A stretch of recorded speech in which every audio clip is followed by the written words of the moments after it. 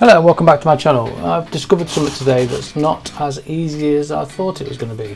So I thought I'd put it in a quick video for you and see if you like it. So what we're going to do is going to put some footage into DaVinci Resolve.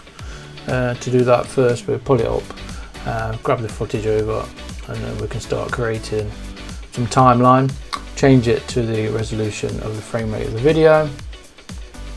And what I want to do is grab a still from this. So to do that, I was a bit shocked. I thought it was a lot more straightforward, but it's not. So we're going to drag over to the piece that we want. So look for the still, which I thought over the railway would be quite nice.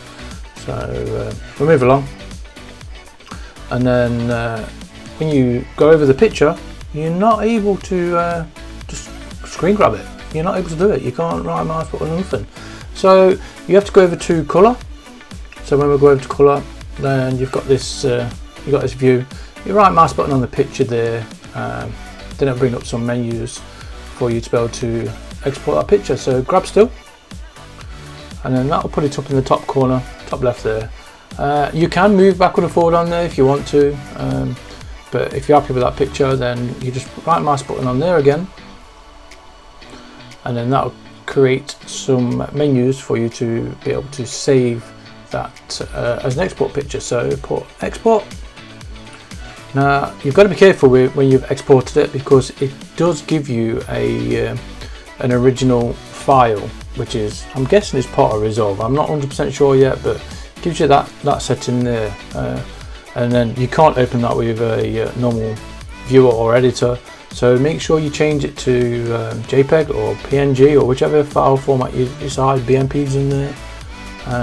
So change that, give it a name, and then as soon as you give it a name, it saved it to your hard drive or wherever you decide to save it, direct to your phone or whichever. So export, and that's it, it's done. So we can go down and we can just double check it's there. So we'll go back.